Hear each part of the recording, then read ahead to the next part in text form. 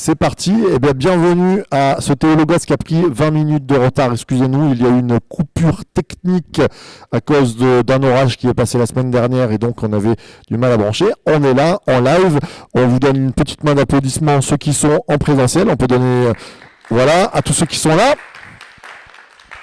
Je fais un bisou à tous ceux qui nous suivent et à ma belle-sœur Anne, je sais, elle va regarder ce soir, elle m'a dit quand je rentre du travail, je me mets dessus.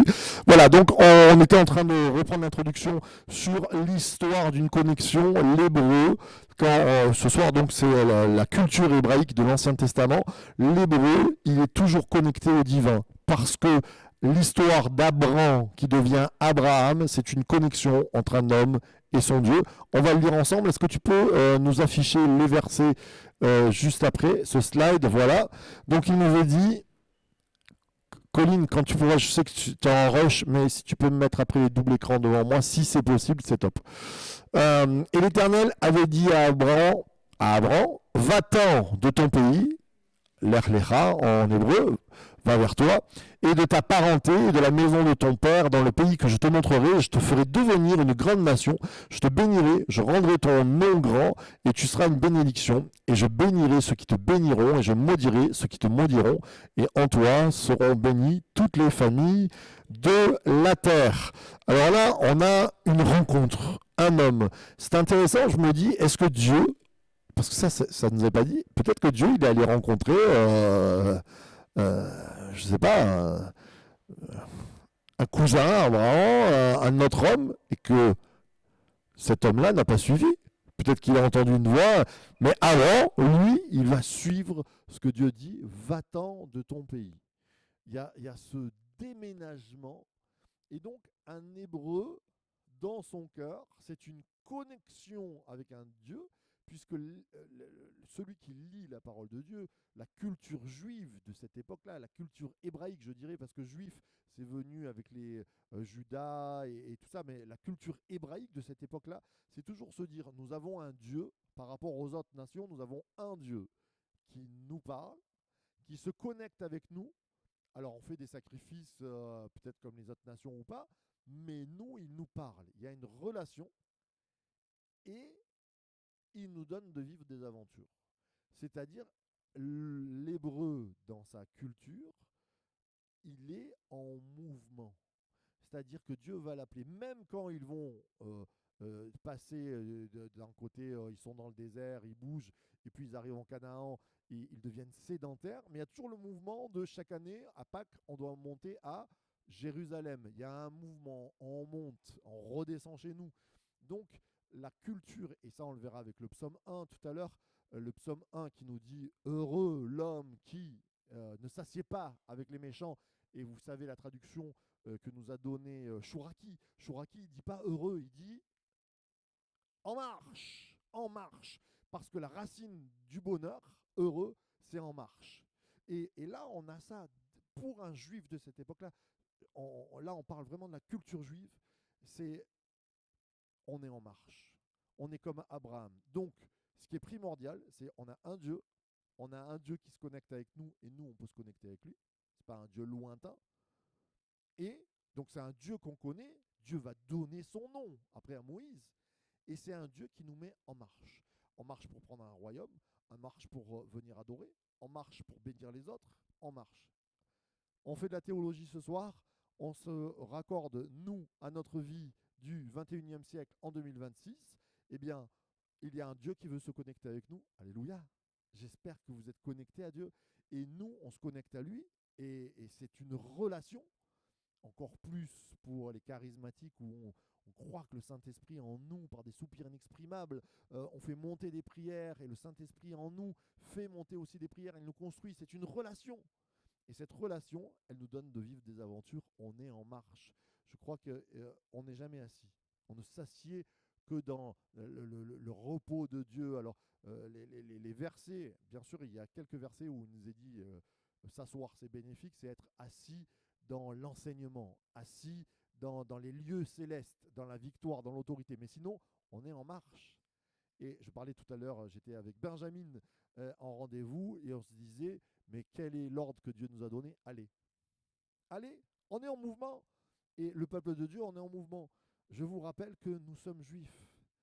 Nous sommes hébreux parce que même si on n'a pas des origines juives, Paul va dire, mais on a une circoncision de cœur et on est devenu, on s'est greffé au peuple des promesses, donc toutes les promesses. C'est pour ça que c'est important de comprendre la culture hébraïque. Si, quand on se tourne vers Dieu, eh bien, on a un Dieu qui est connecté, on est interconnecté avec Dieu et en même temps, il nous met en mouvement. Alléluia. Allez, on va de l'avant. Alors, je vous ai fait une petite carte qui s'affichera derrière moi.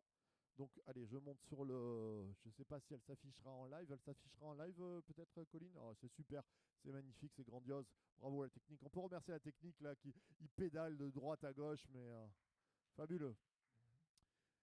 Alors, vous avez un petit peu pour vous donner l'échelle qui n'est pas si petite que ça. Ur en Chaldée, c'est en bas à droite.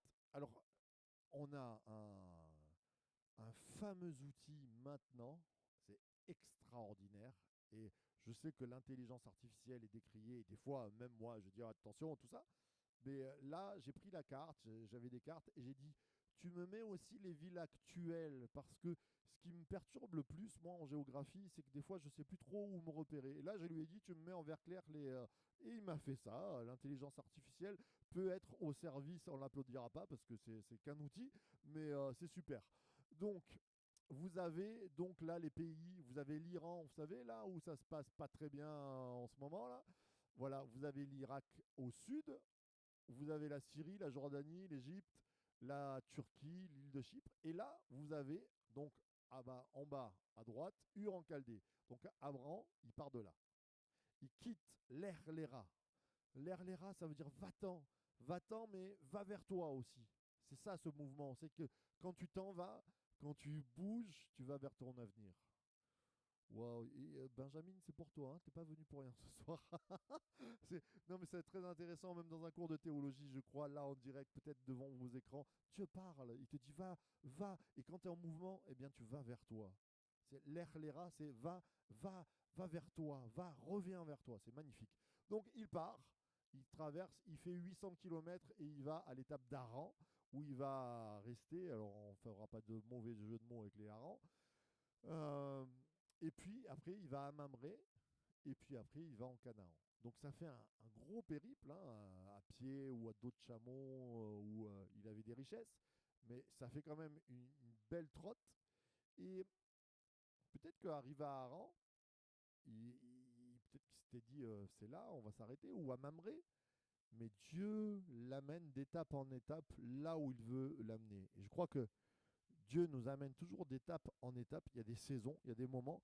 Et puis il y a là où Dieu veut nous amener. Alors est-ce que ça sera le ciel, cette finalité, on peut en parler, mais c'est aussi dans nos ministères, dans nos services. Dieu nous amène d'étape en étape. Il ne faut pas avoir peur de bouger, il faut avancer. Amen. Voilà, donc là, c'était la carte pour vous donner un petit peu un visuel de notre cher Abraham. Alors, Abraham, il est stérile, mais la promesse, enfin, il est stérile, son couple est stérile, ils ne peuvent pas avoir d'enfant avec Sarah, et la promesse tarde, ils sont vieux. Et Dieu se mêle à l'histoire et il donne la promesse à notre chère Sarah. Et Sarah, pleine de foi, reçoit la promesse et dit, mais c'est magnifique, je le savais d'avance, en moi-même, je connaissais les projets de Dieu, je crois en toi, tout ça, c'est ça, hein, elle a fait tout un discours en disant, j'ai la foi, je suis persuadé, on va de l'avant. C'est ce qu'elle a dit. Elle a rigolé. Mais pourquoi elle a rigolé? Parce qu'on pense qu'elle avait plus de 75 ans.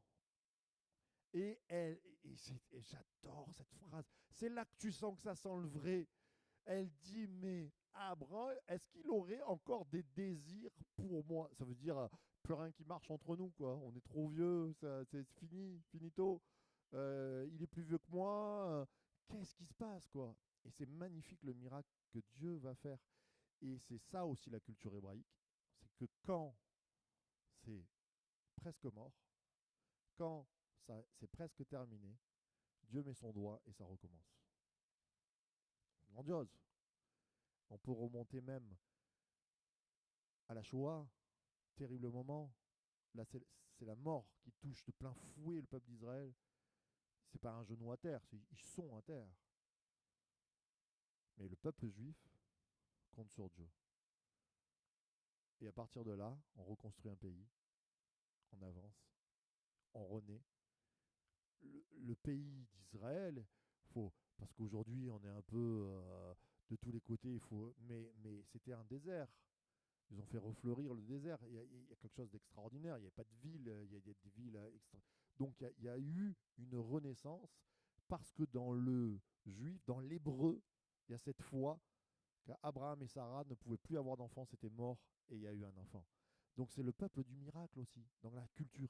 Et nous, c'est nos racines, puisqu'on est greffé à l'olivier franc et Israël, eh bien nous sommes le peuple du miracle. Mes frères et sœurs, toi qui es devant ton écran, c'est jamais mort, c'est jamais cuit avec Dieu, il peut faire repartir. Alléluia, c'est très beau. Hein. Donc il va avoir des enfants, et là on va avoir les patriarches. Alors j'ai mis les promesses aux patriarches. J'ai mis le sable et les étoiles. C'est intéressant, cette bénédiction où d'un couple stérile, il va lui dire, écoute, tes descendants seront plus nombreux que le sable. Va compter le sable. Prenez déjà une poignée de sable dans la main et comptez les grains. On va oublier, on va arrêter, on va dire, c'est nombreux.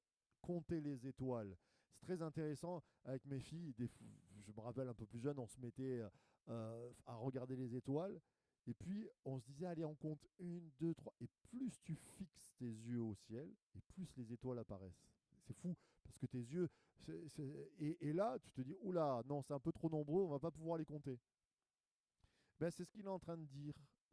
Alors, certains vont dire, et c'est une belle image, le sable, ce serait la promesse d'une descendance physique, c'est-à-dire le peuple hébreu, le peuple juif, et les étoiles, puisque Abraham est appelé le père des croyants, ça serait la descendance des croyants. Et ce qui peut coller avec la Bible, puisque Dieu lui-même va dire Israël, tout Israël n'est pas Israël. C'est-à-dire qu'il y a le peuple circoncis de cœur qui croit en Dieu, et puis il y a le peuple physique. On pourrait partir là-dessus, la Bible ne le dit pas, mais en tout cas, ce qu'on sait, c'est que la promesse de Dieu, c'est de rien, je vais multiplier à ne plus compter. C'est bon ça quand même. Dieu multiplie à ne plus compter. Et nous, on est là avec nos 5 pains et 2 poissons. On dit, ah, on a que 5 pains et 2 poissons. Votre pasteur, le premier, souvent, je me dis, ah là là, je commence à me gratter la tête. Regardez, je me suis tellement gratté que j'en ai fait tomber les cheveux. Et je me dis, les finances, si, on n'a que 5 pains et 2 poissons. Et des fois, même les poissons, on les a déjà grignotés. Qu'est-ce qui va se passer? On les donne à Dieu. On peut même plus compter. Des corbeilles, il en reste 12. Tout le monde a mangé à satiété. Waouh, gloire à Dieu. On ne peut plus compter la bénédiction. Restons là-dessus. Alors, dans les patriarches, il y a les promesses à Abraham. J'ai mis quelques symboles. Et puis, il y a la flamme. Alors, la flamme, ça me rappelle le sacrifice d'Isaac. Donc, Abraham va avoir avec Sarah Isaac. Et Isaac, il y a ce moment de sacrifice. Et je dis, pour la culture hébraïque, il y a toujours cette idée de sacrifice. Cette idée de la bénédiction où Dieu va nous demander est-ce que Dieu compte pour moi? Jusqu'à où je suis prêt? Et on peut se rappeler les versets fais de l'éternel tes délices, ou fais du royaume des cieux ta priorité, et toutes choses vous seront données en plus. Et sans intérêt. Parce que là, l'intérêt, la bénédiction, quand elle arrive, Isaac, waouh, super, on a gagné. Mais Dieu dit, si je te reprends Isaac, alors vous allez me dire, c'est sadique, mais non, mais c'est pas ça dans la pensée. C'est, est-ce que tu m'aimes gratuitement? Et ça, c'est une vraie question qui nous est posée. C'est la question qui sera posée à Job. Est-ce que tu m'aimes gratuitement? Ou est-ce que tu m'aimes parce que tu as réussi? Et l'histoire, la culture juive, c'est Dieu qui pose la question aux Juifs. Je te bénis, tu suis mon chemin, tu seras béni, mais est-ce que tu m'aimes aussi gratuitement quand ça ne va pas? Et ça, c'est une vraie question qui nous est posée. L'histoire du sacrifice, et Jésus va le montrer. il va passer à la croix, et ça nous rappelle Isaac, bien sûr, et lui, il va jusqu'au bout. Mais Dieu va dire, j'ai aimé l'humanité en donnant mon fils, et lui, il peut le dire, même si ils sont prêts à ne pas accepter Jésus. Donc c'est plus que gratuitement, c'est au-delà de la réponse. Eh bien, c'est important de se dire, dans notre foi hébraïque, et pour un hébreu, c'est se poser la question, Dieu me bénit, mais quand je passe par des tourments, est-ce que je vais renier mon Dieu ou est-ce que je vais continuer? Cette question de Job, où sa femme dit, mais arrête, t'as plus rien, renie Dieu, maudit Dieu et meurs, quoi, et arrête. Alors, en hébreu, c'est bénis Dieu et meurs. Nous, on a cette traduction maudit, quoi qu'il arrive, arrête, quoi. Et Dieu dit, est-ce qu'on s'arrête quand la bénédiction s'arrête ou est-ce qu'on continue? Est-ce qu'on s'arrête quand la bénédiction, elle est habituelle, quand je donne de l'eau, quand je donne de la manne, quand je donne des cailles dans le désert? On voit les Hébreux, oh, ah, on a de la manne, c'est magnifique. Ah, ça fait 1 an qu'on mange de la manne, on n'en peut plus. On voudrait bien de la viande. Ah, on a des cailles, super, on a de la manne, de la caille, de l'eau. Ah, on en a marre, on voudrait du Nutella. Euh, Et nos vies, c'est ça. Combien de bénédictions on a eu, quelquefois, à se dire, ah, le Seigneur nous a bénis. Et puis, au bout d'1 an qu'on travaille dans ce travail que Dieu, on a dit à tout le monde qu'il nous a donné, on en a marre. Et l'hébreu, c'est aussi l'histoire de j'aime gratuitement Dieu, mais je suis content de ce qu'il me donne et je veux m'en souvenir. Et les fêtes sont faites pour ça, pour dire je te bénis, rappelle-toi de la bénédiction. C'est toujours un Dieu de mémoire qui marque les mémoires dans la culture. D'accord? Alors, Isaac, c'est souvent le patriarche oublié. On va beaucoup parler d'Abraham, on va beaucoup parler de Jacob. Jacob, vous connaissez par cœur son histoire. Isaac, je ne suis pas sûr que vous connaissiez bien son histoire parce que il est cool, Isaac, quoi. Tout se passe presque bien avec Isaac. Il y a des combats, les puits, tout ça, mais Isaac, c'est un personnage particulier. Pourquoi il est particulier en lui-même, il est particulier par rapport aux 2 autres patriarches, que je dirais, ou 4 si je prends Joseph, mais il est différent de Abraham et de Jacob. Ah, mais c'est magnifique. Son nom n'a pas été changé. Isaac n'a pas eu de nom changé. Abraham est devenu Abraham. Jacob, il est devenu Israël. Isaac, pas de nom changé. Est-ce que parce qu'il est trop nul? Non. Parce que c'est déjà une image de Christ. Parce que Christ était parfait, on n'a pas besoin de le changer. Et quand Isaac devient le sacrifice, il n'y avait pas besoin de le changer. Il était déjà entier. Vous savez, euh, le Shabbat, ça veut dire c'est entier, c'est complet. Il y a une idée de complétude, c'est payé. Eh bien, c'est dans cette idée que je pense qu'Isaac, ça c'est mon côté, de dire son nom n'a pas été changé parce qu'il il est déjà dans le sacrifice de Christ. Amen. On passe. Jacob qui reçoit une vision, l'échelle. Ça, c'est la vision d'un peuple hébreu, c'est-à-dire que on est en connexion, on a des visions, et ça monte et ça descend. C'est une relation pas lointaine, mais c'est un Dieu qui va donner des problèmes, des promesses. C'est un Dieu qui va nous faire avancer. C'est un Dieu qui change les noms, qui change les destinées. Il y a Jacob, le talonneur, celui qui est toujours derrière, qui attrape. Il devient Israël, celui qui a lutté avec Dieu et qui a gagné, qui a été trouvé vainqueur. Impossible de battre Dieu, mais Dieu se laisse gagner. C'est beau. Et ça, c'est la relation du peuple juif. C'est toujours ça. C'est Dieu se laisse gagner. Regardez Abraham qui va négocier pour son neveu Lot. Ce sont des négociateurs. Quand tu négocies avec Dieu, tu négocies dans toute ta vie. Les Juifs, pourquoi ils sont bons en négociation? Parce que quand tu négocies avec Dieu, tu peux négocier avec tout le monde. Et Abraham, il négocie, il dit, s'il reste 50 personnes, tu les sauves. S'il reste 30 personnes, s'il reste 10 personnes, manque de peau, il n'y avait pas 10 personnes, mais il négocie. Et Jacob, négociateur, il va lutter, c'est une lutte. Et donc le peuple juif, c'est toujours cette bagarre avec Dieu, mais une bagarre pas malsaine, une bagarre d'un... Je ne sais pas si certains ont été papas parmi nous avec peut-être des garçons, moi j'en ai pas, mais j'ai eu des filles et on faisait la bagarre aussi. Et c'est intéressant quand on faisait la bagarre, euh, on jouait à la bagarre, et donc je mettais toute ma force sur mes filles, je les tapais, pa, pa, et ben, je gagnais à chaque fois. Non, mais non, c'était juste pour vous choquer, que vous vous réveillez. Mais il est fou, Marc, ou quoi? Qu'est-ce qu'il est en train de dire? Non, jamais de la vie. Qu'est-ce que fait un papa avec ses enfants? On est 100 fois plus fort que nos enfants, mais on se laisse battre.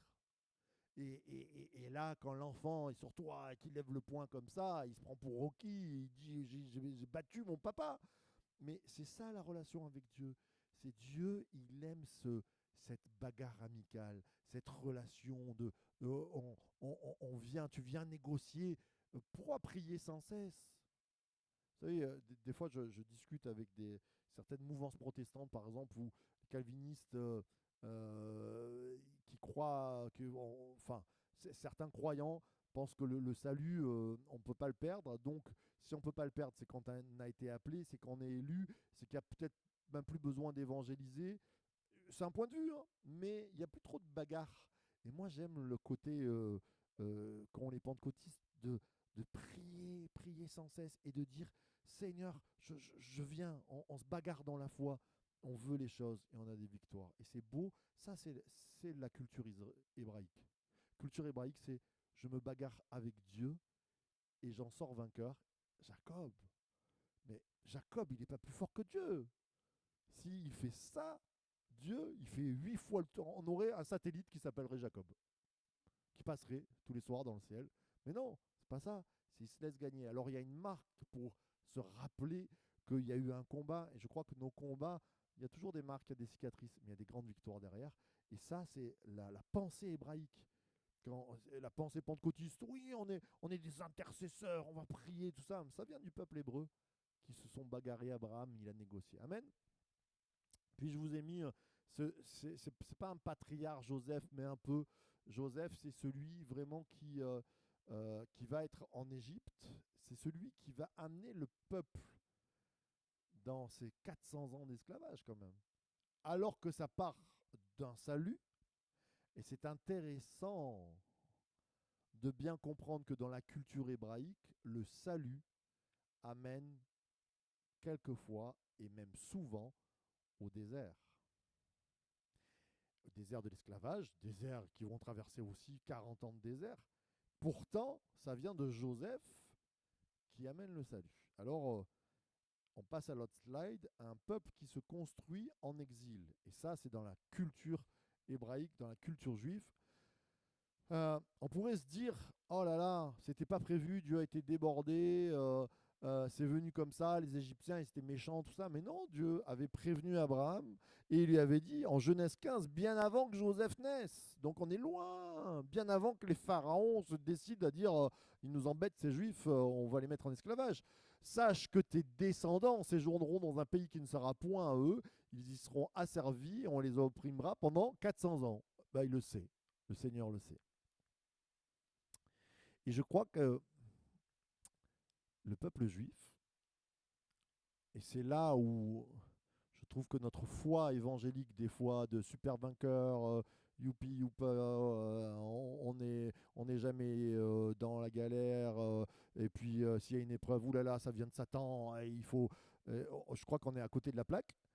La foi juive se bâtit et se construit dans l'exil, dans le désert, dans les moments de lutte face à un ennemi qui est là, qui était prévu par Dieu. Et s'il n'y a pas les 400 ans en Égypte, il n'y a pas Moïse.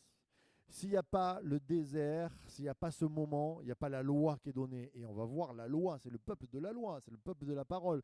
Mais au travers de l'épreuve, et le peuple juif a toujours vécu des épreuves, mais il regarde l'épreuve non pas comme une fin en soi, comme je dis quelquefois nous les évangéliques, dès qu'il y a un truc qui nous tombe, oh je suis abandonné de Dieu, c'est trop triste, non, non, hop, hop, hop, hop, hop. Les juifs ils regardent ça comme un tremplin. Et je pèse mes mots, mais quand je regarde la Shoah, les juifs, le plus grand malheur de leur histoire, c'est la Shoah, hein, je pense, hein, quand même. 6 millions de morts, avec des massacres, mais ils n'ont pas baissé la tête, ils ont pris cette force pour dire c'est un tremplin pour rebâtir. et ils ont rebâti. Et je crois que c'est dans la culture parce que Dieu les a exercés dès le début en leur disant, vous allez passer par, pas 1 an, 2 ans, 400 ans sous la main des Égyptiens asservis. Vous allez passer par 40 ans de désert, mais ça va être un tremplin pour bâtir Canaan, pour bâtir le temple, pour bâtir votre foi, pour avoir un Moïse, pour avoir la loi, pour toutes ces choses, pour que cette connexion soit forte. Ça nous ramène à nous. Nous sommes des Hébreux parce qu'on a été greffés. Je crois que nous sommes un peuple qui nous construisons dans l'exil et dans l'épreuve. Et c'est biblique. Paul va dire, je ne regarde pas les épreuves qui sont autour de moi, je ne les regarde pas comme avec tristesse, mais je les regarde comme un poids de gloire. Quoi? Quand j'étais jeune, je lisais ce verset. Moi, j'aimais pas trop Paul parce que je me disais, mais qu'est-ce qu'il raconte? Cette épreuve, elle est comme un poids de gloire. Je tournais la page. Moi, j'ai pas envie des épreuves, j'ai pas envie de l'exil, j'ai pas envie d'être asservi, j'ai pas envie du combat. Mais Paul va dire, c'est pour moi un poids de gloire parce qu'il est hébreu dans sa culture. Le problème, l'asservissement, les soucis sont une épreuve. D'ailleurs, Jésus, il va pas faire que des heureux. Les pauvres en esprit, enfin si, car le royaume des cieux était à toi. Heureux ceux qui ont le cœur pur, car ils verront Dieu. Ça, c'est la plus cool. Heureux ceux qui ont le cœur pur, car ils verront Dieu. Ça, des fois, c'est les chrétiens cigales. Alléluia, j'ai le cœur pur, je vois Dieu. Tout me va. Alléluia, alléluia. Et puis on a réjouissez-vous quand vous serez persécutés. Ah non, je le prends pas celui-là. Celui-là, pas dans le sermon de la montagne. Mais non, mais Jésus nous l'a dit. Réjouissez-vous quand vous serez persécutés.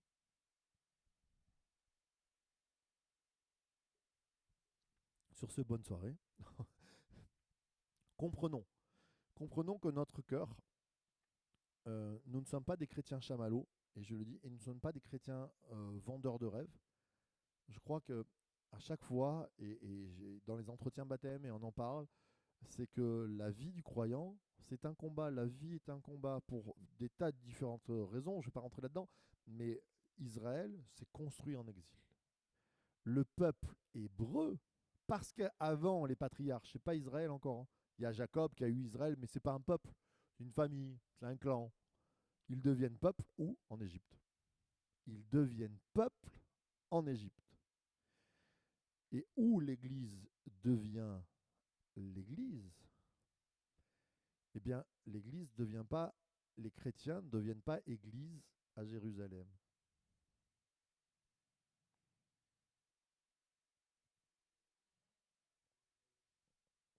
Quand il y a la persécution et qu'ils partent, Antioche, Éphèse, et là, la première fois qu'on les appelle, c'est Antioche, les chrétiens, et l'Église devient Église quand il y a eu un coup de vent et qu'il y a eu une persécution et qu'elle est devenue, j'allais dire, mondiale pour cette époque-là. Mais croyez-moi, quand les familles, parce que nous on lit ça, on dit Alléluia, regardez la persécution, on n'a rien fait, c'est magnifique. Mais les familles, vous êtes chassés de votre chez vous, que vous avez bâti, de vos frères, de votre racine, ça sent la garrigue de Jérusalem. Moi je suis bien, pourquoi je vais partir de là? Et je vais partir dans les peuples grecs, Antioche, Éphèse, Rome, mais qu'est-ce que je vais faire là-bas? Eh bien c'est l'Église qui s'est construite et qui s'est construit aussi dans l'exil. Et je crois qu'il y a toujours un exil pour nous, là, au 21e siècle. Il y a des exils dans nos vies. Il y a des moments où le Seigneur nous fait passer par des épreuves qui sont des exils pour nous. Mais ne pleurons pas.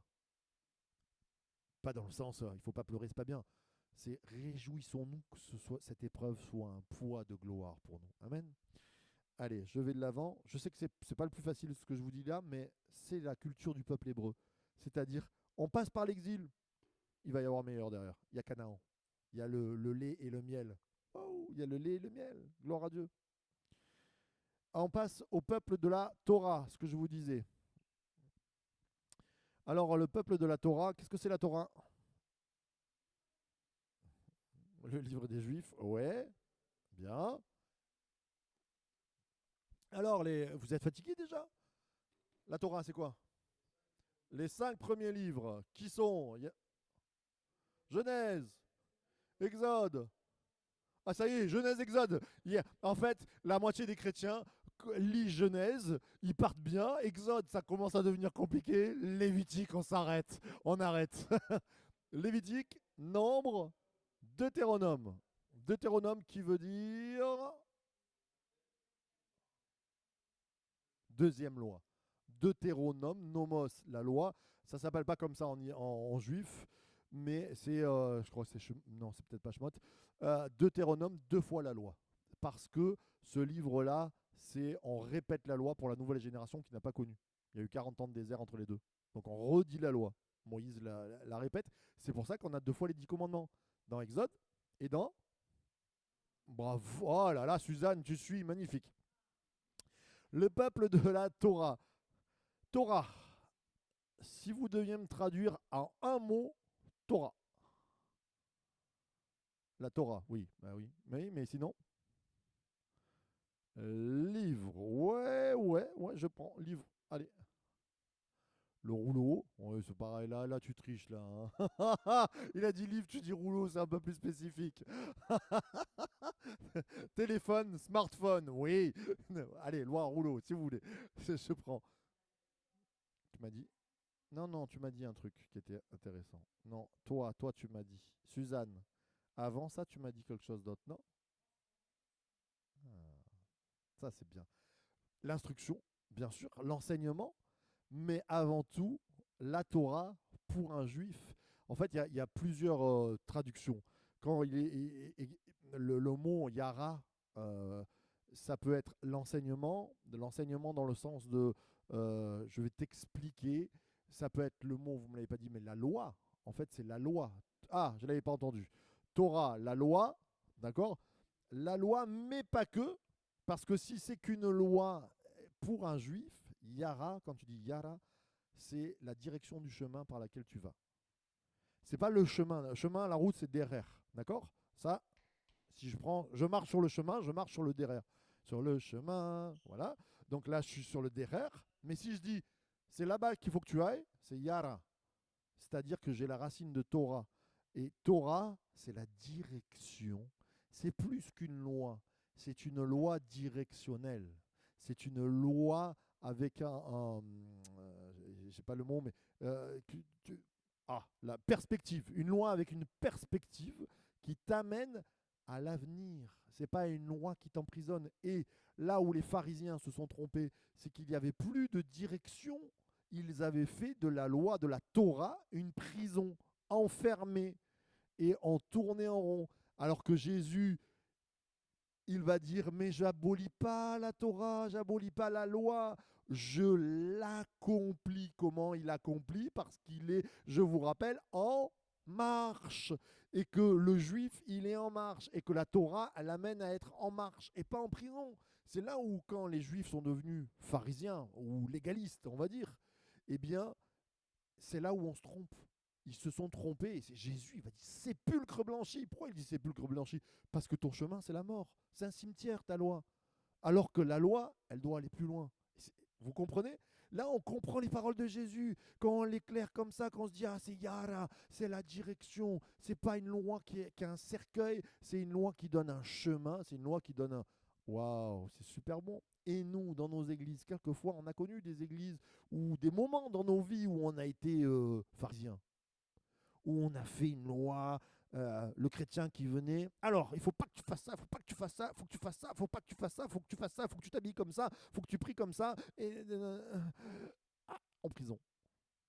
Et non, c'est un chemin. Allez. Et Dieu t'amène à marcher. Et c'est le Saint-Esprit qui, à un moment donné, te dit attention, il y a des cailloux là, tu t'es blessé, je veux te réparer, mais on avance, on va de l'avant. Le baptême, c'est un début. C'est pas une fin en soi, le baptême. C'est un début. Ça nous met en marche et ça nous met heureux. Alléluia. Donc, Yara, Torah, c'est une direction aussi. Amen. Vous n'êtes pas endormis, vous êtes toujours là? Ça va? Allez. Un peuple, on passe de sa slide, qui s'empare d'un royaume. Donc, on a vu, c'est le peuple des promesses. C'est le peuple d'une connexion, Abraham avec un homme. C'est toujours le peuple du miracle. C'est le peuple de la Torah. C'est un peuple qui s'empare d'un royaume. Alors, j'ai mis le drapeau. Ne croyez pas que je suis pour les combats, tout ce qui. Je crois que c'est important de différencier le peuple d'Israël, la vision qu'on en a. C'est pas pour autant qu'on va être fan de tout ce qu'ils font. C'est pas parce que j'aime mes filles que si ma fille, je prends, Eliona prend un caillou et elle tire sur une voiture et casse, je vais dire, oh, bah, j'aime tellement ma fille que c'est bien ce que tu as fait. Non, pas du tout. C'est que l'acte, on peut ne pas être d'accord avec certains actes d'Israël, c'est pas pour autant qu'on les aime pas. Vous avez compris? Parce que Dieu a dit, je bénirai ceux qui te béniront. Et nous sommes appelés à bénir la descendance d'Abraham. Et donc je bénis, je prie pour le peuple d'Israël. Ça ne veut pas pour autant dire que je suis d'accord quand il y a des exactions à la guerre, quand il y a des problématiques ou quoi que ce soit. C'est ça l'équilibre, d'accord? Nos enfants, les gens qu'on aime, on n'est pas toujours d'accord avec les actes qu'ils font, mais on les aime. Amen. Donc le peuple d'Israël, c'est un peuple qui s'empare du royaume. Pourquoi je vous ai mis le drapeau? Alors, ce drapeau, certains vont dire c'est deux fleuves. Non, pas du tout. Ça représente les couleurs bleues, c'est les deux bandes qu'il y a sur, ouais, les écharpes ou les talites, les châles de prière qu'on a. Et donc ça représente, ce drapeau, il représente la connexion entre la prière et le Magen David. Magen David, c'est le bouclier de David. L'étoile, en fait, c'était un bouclier. Certains disent qu'ils avaient des boucliers en forme d'étoile. Ça, on n'est pas trop sûr, mais c'est ce qu'on a voulu représenter. C'est-à-dire que c'est un peuple combattant. C'est un peuple qui pense qu'il a un roi. Et derrière David, c'est le lion de Juda, c'est le royaume de Dieu. Et en même temps, dans ce combat, on est des combattants, on avance, on a un bouclier, mais on est dans la prière. On a une connexion divine. Et je trouve que c'est beau parce que ça représente ce qu'un chrétien devrait être. Il a les pieds sur terre. On est des combattants sur la terre. Pas on va combattre. Dieu va dire, Jésus va dire, vous n'avez pas à combattre contre la chair et le sang. Mais c'est un combat, la vie. Et il faut bien organiser, il faut bien gérer. Moi, je crois que là, avec le conseil d'administration, en ce moment, on se regroupe les pôles financiers, les trucs, parce qu'on veut agrandir l'église, on veut administrer. C'est un combat. Alléluia. On est là, on n'est pas juste des cigales. Alléluia. Non, non, non, pas du tout. C'est on administre, on combat, on a le Magen David. Et de l'autre côté, on prie. Tout ce que nous faisons, Seigneur, nous le faisons en ton nom. Toutes les erreurs que nous faisons, Seigneur, pardonne-nous nos offenses. Parce que c'est sûr qu'en 2026, vous allez faire des erreurs, hein. On en a déjà fait et on va en faire encore. Seigneur, pardonne-nous. Rattrape nos. Oui, bon, oui, mais arriver à la stature de Jean Caillou, oui, tu ne fais plus d'erreurs. Mais moi, en tant que jeune padawan Marc Ambrosio, j'en fais. C'est ça, c'est une accumulation d'erreurs. Donc, un peuple qui s'empare du royaume, c'est beau ça. Donc, la culture juive, c'est j'ai les pieds sur terre, je combats, mais je prie. La culture juive qui doit s'emparer de nos cœurs, c'est nous combattons. On combat contre l'injustice sociale, on combat pour amener des choses et en même temps, on prie. Parce qu'on sait très bien que nous, on s'effondrerait, mais on est entouré de droite et de gauche de prière. Amen. C'est beau. C'est beau, c'est beau et c'est bon. Alléluia. Et puis, je ne l'ai pas dit, mais c'est le peuple qui s'empare du royaume, mais c'est le peuple de Dieu. Eh oui. Alors, je ne sais pas les autres, mais les autres, ils auraient pu dire, les Grecs, ils devaient se dire, on est le peuple des dieux. Alors, vous avez combien de dieux? Alors, on a lui, ouais, lui, il a engendré ça et tout ça. Enfin, on s'y perd, quoi. Eux, c'est, on est le peuple de Dieu. C'est-à-dire que c'est le premier grand monothéisme. Alors après, il y a peut-être eu mais c'est vraiment le monothéisme qui apparaît, le Dieu unique. On verra après la Trinité et toutes ces choses-là, mais ça reste un Dieu unique. Et Israël porte dans son nom celui qui combat avec Dieu. Il y a elle dedans. Vous vous rendez compte, c'est comme si nous, on s'appellerait France Dieu. Pas France 2. Hein. Ou si Italie Deo. Eux, ils s'appellent Israël. Dans leur nom de peuple, il y a Dieu. On l'oublie, ça. Mais Israël porte le nom de Dieu en lui. Et donc, dans la culture juive, on n'est pas n'importe qui. On est le peuple de Dieu. On a fait n'importe quoi, tout ça. On revient, c'est l'histoire du fils prodigue. On est avec les cochons. On est vraiment minable. On est des idiots. On se repent, il y a le Père qui nous attend, le Père prodigue. Lui, il est là, il nous attend, on est le peuple de Dieu. Mais ça vient parler à nos cœurs aussi de croyants, puisqu'on a été greffé sur le... Vous voyez que la théologie, c'est bien.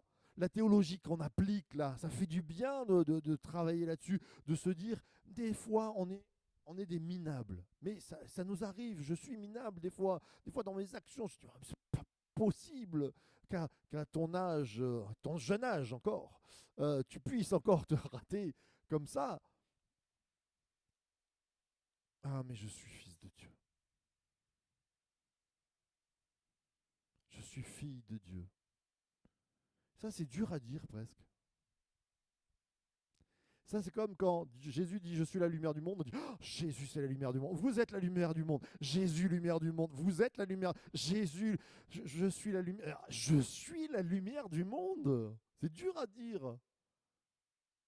Est-ce que vous priez des fois comme ça, en disant « Seigneur, je suis la lumière. » Ah, on dirait qu'on est oh, mon Dieu, je dis un truc qui ne peut pas. Voilà, il y a les lumières qui... Merci Timothée. Vous êtes la lumière, tu es la lumière du monde. Tu peux dire « Je suis la lumière du monde ». C'est pas de l'orgueil, c'est une réalité. Je suis fille de Dieu. Je suis fils de Dieu. Il est le peuple de Dieu. Nous sommes le peuple de Dieu.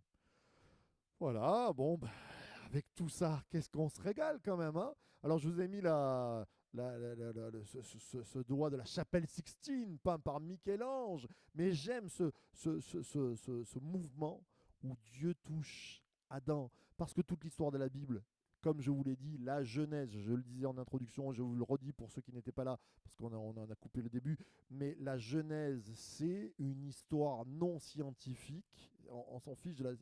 On nous présente un cocon que Dieu crée. Pourquoi faire? Pour créer l'humanité et la toucher de son doigt, pour avoir une connexion. Et c'est ça le peuple de Dieu, c'est je suis connecté, Dieu de son doigt touche. Il nous a parlé de la main de Dieu. C'est intéressant que Jésus, quand il va s'approcher de Thomas, qu'est-ce qu'il lui présente? Ses mains percées. Je suis celui qui a souffert pour toi. Jésus, il nous a dit, on est gravé dans ses mains.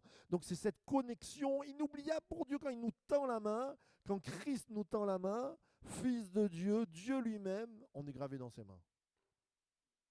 C'est fort quand même. Donc moi, vous savez, c'est là où je vous dis, le juif, il est le peuple de Dieu. Quand il s'approche, même s'il a fait les pires choses, il s'approche toujours de Dieu. Pourquoi je peux toujours m'approcher de Dieu dans les pires choses que j'ai pu faire? Parce que quand il me tend la main, je vois mon nom dans sa main.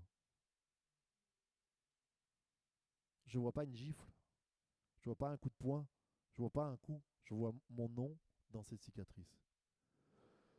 Ça donne envie d'adorer Dieu presque, hein. On prendrait la guitare et on adore. C'est tellement beau, c'est tellement fort. Alors,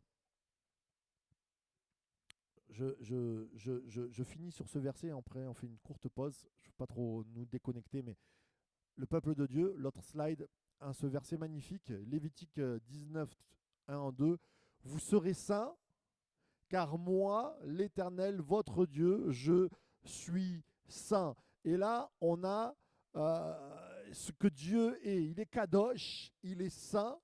Il y a en fait, dans ces trois, dans ce verset, vous avez saint à la fin, je suis saint, je suis kadosh, d'accord? Donc Dieu se présente comme kadosh. L'Éternel, votre Dieu, c'est Elohim, et l'Éternel, c'est le tétragramme Yud et Vav, et que je ne veux pas dire Yahweh, parce que, et si c'est pas Yahweh, et si c'est Yahweh, c'est parce que j'ai pas envie de dire n'importe quoi. C'est ce tétragramme-là. Et en français, vous pouvez le traduire par l'Éternel, c'est très bien. Vous comprenez ce que Dieu est. Alors, pourquoi c'est important quand Dieu se présente? Je suis le peuple de Dieu, je suis le Saint. Oui, je reviendrai là-dessus. Il est imprononçable parce qu'on a perdu la prononciation. Je ne crois pas que c'est Yahweh. Moi, j'ai ma friandise, je dis que c'est Yahoo, pas .com, mais ouais, parce que les prophètes, ils s'appelaient Irmi-Yahou, Jérémie, Élie, il s'appelle Eli-Yahou. Donc mon Dieu, c'est Yahou. Bon, après, peut-être c'est Yahweh. Bon, ça, c'est pas grave. Mais là où, là où, pas Yahou, là où c'est important, je suis Kadosh, je suis saint. Comme je disais à mon cher Timothée, On a fait une grande rencontre jeunesse la dernière fois et je lui dis toujours, Alléluia, on se réjouit quand on écoute un prédicateur, on l'écoute et tout ce qu'il dit, c'est bon, gloire à Dieu. Après, je lui demande d'être technicien de la prédication. Je lui dis, on a dit gloire à Dieu, on a prié avec les jeunes, on s'est réjoui, tout ça. Maintenant, tu prends la prédication et tu analyses qu'est-ce qu'on aurait pu améliorer, qu'est-ce qui est vraiment très bon et qu'est-ce qui est moins bon. Et voilà, donc ça, c'est un travail de maître pastoral où je lui dis toujours, pendant le moment, tu te réjouis, mais après, tu juges de ce qui a été dit. Et, euh, et à un moment donné, le pasteur, il a parlé de la sainteté de Dieu. Et c'était très bien. Mais si tu n'expliques pas ce qu'est la sainteté, pour moi, tu mets les gens en prison. C'est ce que je vous disais. L'explication amène une direction. Et la non-explication amène une loi. Et pendant des années, on m'a dit, il faut que tu sois saint, parce que Dieu est saint. Et alors là, tu te dis, ouais, alors saint, c'est... Dans ma tête à moi, c'était, il est hyper grand, intouchable, wonderful, auréole, et moi, il faut que je sois auréole. Et là, je comprenais plus. Ça, la racine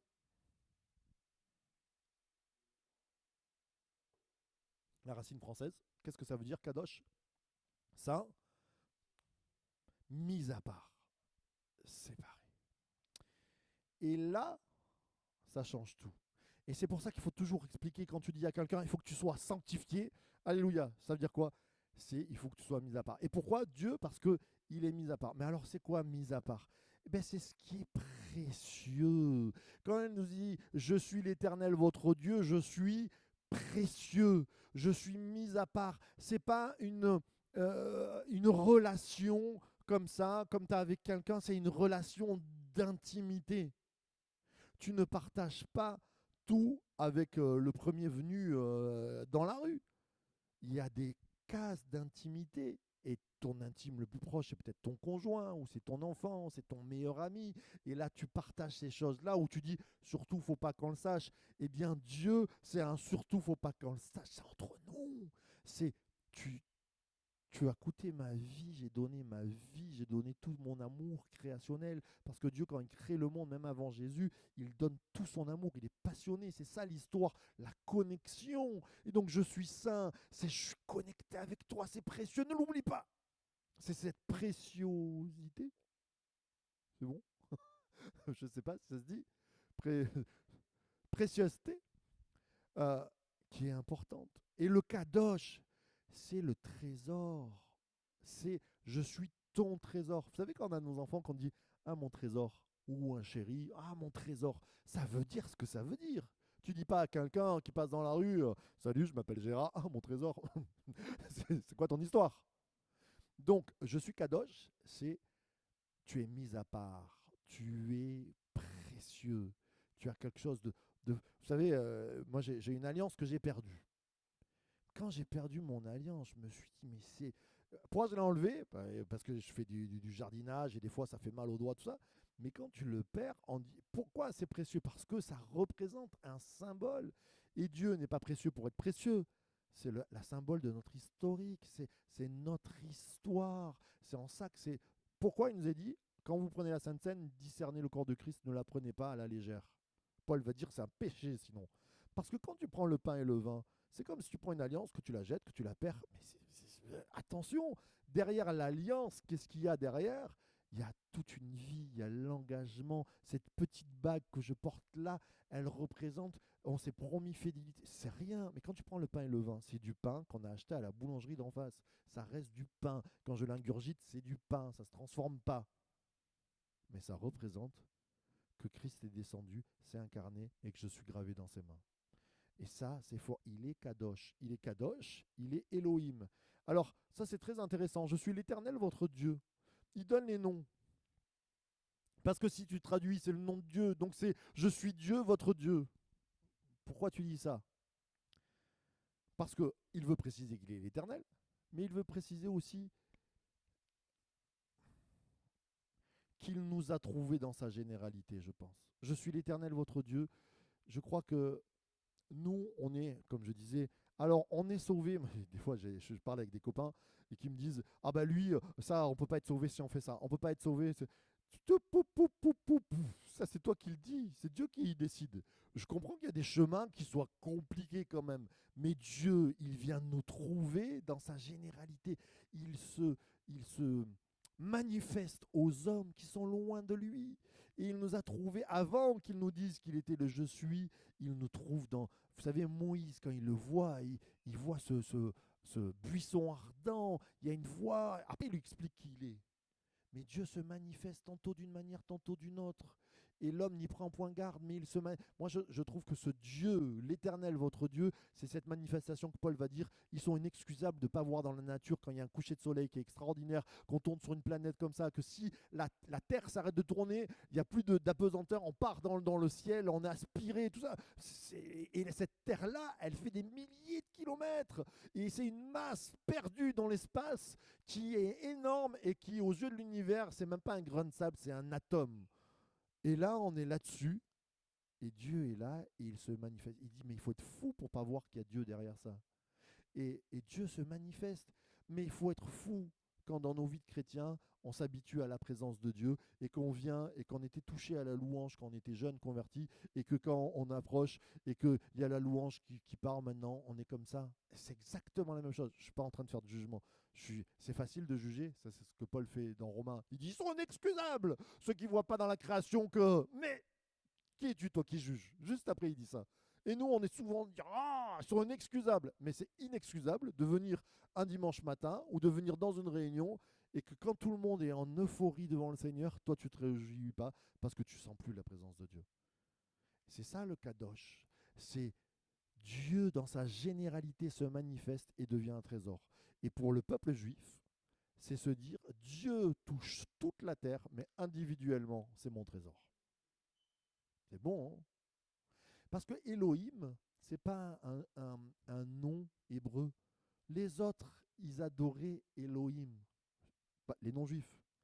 Mais nous, tu sais, quand tu dis mon Dieu, je vous fais un petit peu de. Mon Dieu, qui sort de Théo, Théo, la racine grecque de Théo, qui vient de Zeus.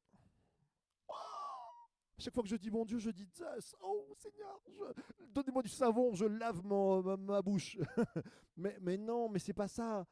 On a pris un générique pour dire bah, Dieu, parce que ceux qui se sont approchés, voilà, Dieu- Paul va le faire. Et c'est pas un péché. Il va dire je vais vous parler de ce Dieu oublié. Cette personne oubliée, eh bien, je vous parle de celui-là. Tiens, vous l'avez oublié, moi je vais vous parler de celui que je connais. Et il parle du général pour amener à l'éternel, Yud et Vav et, le tétragramme, Yahweh, surtout pas Jéhovah s'il vous plaît, tout ce que vous voulez, traduction française, l'éternel, je suis celui qui est été, qui est et qui sera. Et là, on part du Dieu général qui devient un trésor et qui se manifeste hors temps. Et c'est très important qu'on soit hors temps parce qu'il vient impacter notre présent.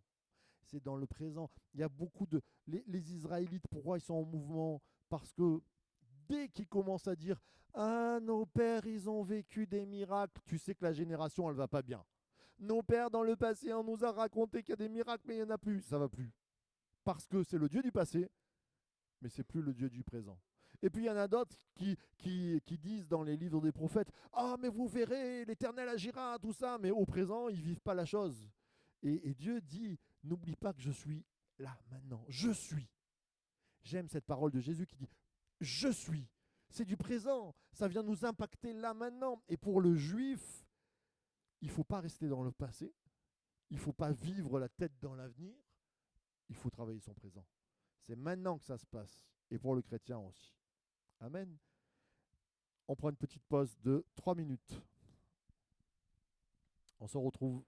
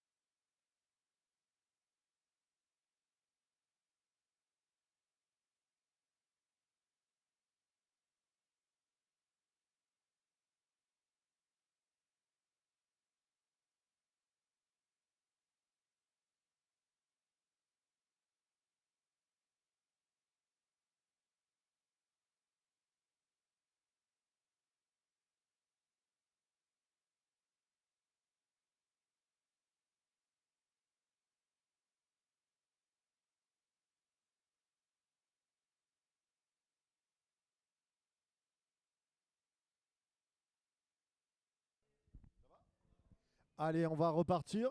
25 secondes.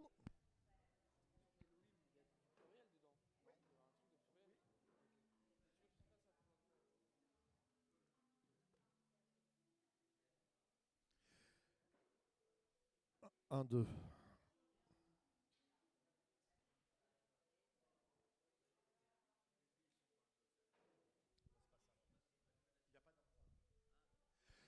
Voilà, on est reparti. J'espère que vous allez bien devant vos écrans ou ici. Alors, on me posait la question, Elohim, c'est un pluriel? Oui, très bien. C'est un pluriel pour certains, Elohim, parce que au singulier, c'est elle. Dieu, c'est elle. Elohim, c'est pluriel, mais est-ce que c'est un pluriel comme votre majesté, c'est-à-dire dans une noblesse, ou est-ce un pluriel tétragrammique, c'est-à-dire, pardon, pas trinitaire? Certains vont dire, ben, parce qu'on voit déjà le. Alors pour moi, Elohim, ça marche pas trop parce que c'est déjà un nom étranger. Donc y voir la Trinité là, je peux le voir autrement. Je trouve que c'est un peu tiré par les cheveux d'y voir la Trinité dans Elohim. Mais allez, si on veut, on peut y aller là-dessus. Mais oui, c'est un pluriel, Elohim. Alors, l'ordre des livres. On va partir sur l'ordre des livres. Merci. Ah non, c'est pas le bon. Voilà, pardon, merci. L'ordre des livres. Donc là, je vais vous parler d'un péché, d'un un grand péché que les protestants, alors je ne sais pas si c'est les catholiques ou les protestants, on a mis, c'est l'ordre des livres de alors, lire la Bible, moi je ne lis pas forcément toujours dans l'ordre, même si c'est un ordre canonique, ça serait l'ordre juif, c'est pas lire la Bible dans un certain ordre. Mais je vais vous parler de l'ordre qu'on a donné. Donc nous avons donné les livres, la Torah, en Occident, donc. Et après, vous avez les livres historiques. On passe de la Torah aux livres historiques. Vous prenez un fusil à pompe, vous me tirez sur le livre historique. De suite. Je ne veux pas de livre historique. D'accord? Pourquoi? Parce que ça ne raconte pas une histoire. Et c'est ça qu'on va voir ensemble. De suite, si je vous dis livre historique, ça c'est notre côté littéraire. Je ne sais pas si c'est passé. Et parce que après, il y a les livres de la sagesse, d'accord? Et là, alors, on est les livres de la sagesse. Mais la Bible, chez les Juifs, il n'y a pas les livres de la sagesse. Il y a les mêmes livres, mais on ne va pas les mettre dans le carton livre historique, livre de sagesse. On va avoir trois catégories qui sont différentes. Et ça, on va le voir. Tu peux passer le verset juste après. Jésus va dire, puis il leur dit, c'est là que je vous disais, lorsque j'étais encore avec vous, qu'il fallait qu'il s'accomplisse tout ce qui est écrit de moi dans la loi de Moïse, dans les prophètes et dans les psaumes. Amen. Donc là, nous, ce qu'on a fait, j'avais oublié tout à l'heure, donc on a fait les historiques, on a fait les livres de sagesse et poétique. Oh, la poésie, magnifique. Et après, on a mis les prophètes, les grands prophètes et les petits prophètes. Eh bien, c'est pas bon. Pourquoi c'est pas bon? Parce que pour Jésus, et c'est Jésus qui le dit, et pour les Juifs de cette époque-là, il y a trois parties dans l'Ancien Testament. C'est les mêmes livres. Vous avez les mêmes livres, mais on les classe différemment. La Torah, ça ne change pas. La loi de Moïse, donc quand il dit la loi de Moïse, c'est les 5 premiers livres. Et il y a une importance à comprendre la loi de Moïse, à bien l'ingurgiter, à travailler là-dessus. C'est très bien. Et après, il passe dans les prophètes. Ça veut dire que les prophètes commencent où pour un juif?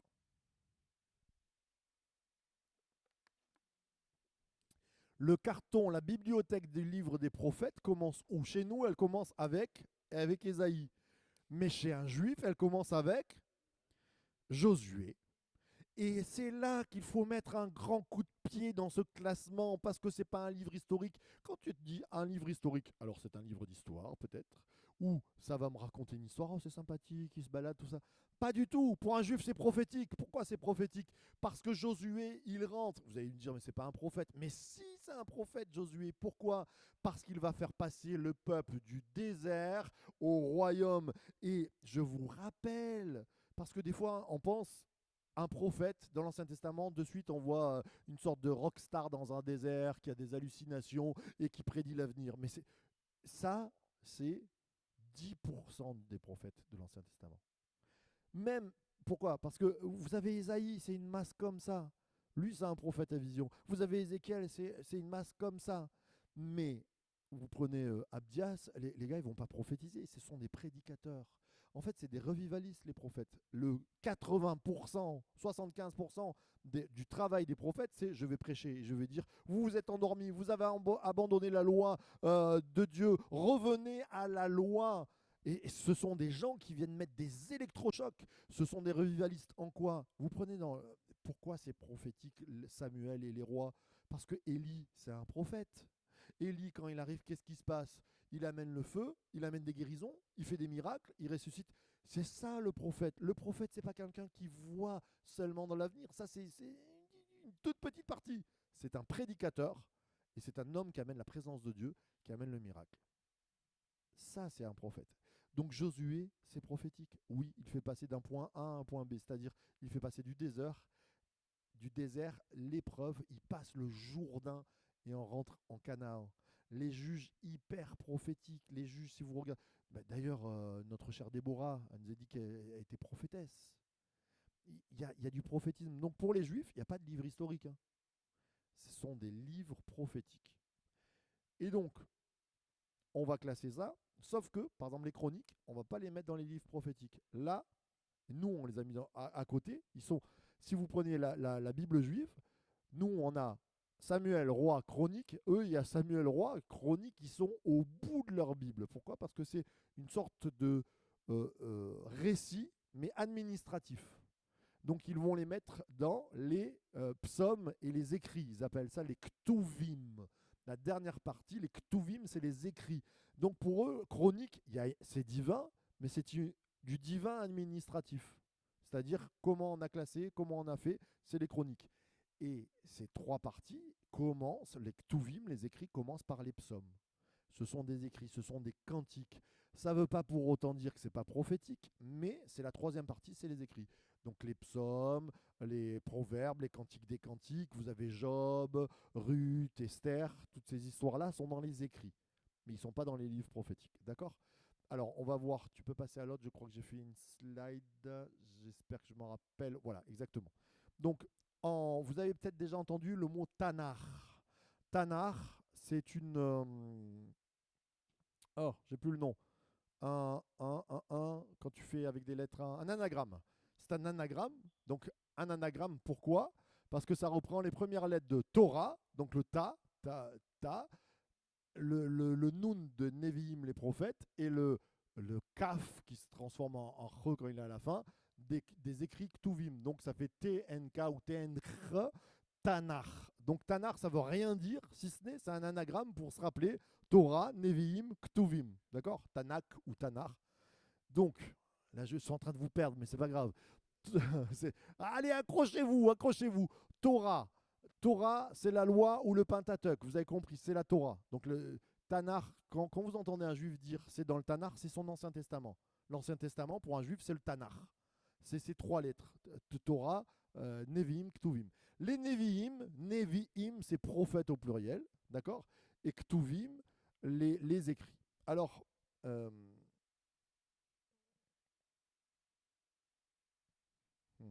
attendez, je vais regarder mes slides. Je me suis perdu, mais je crois que c'est bon.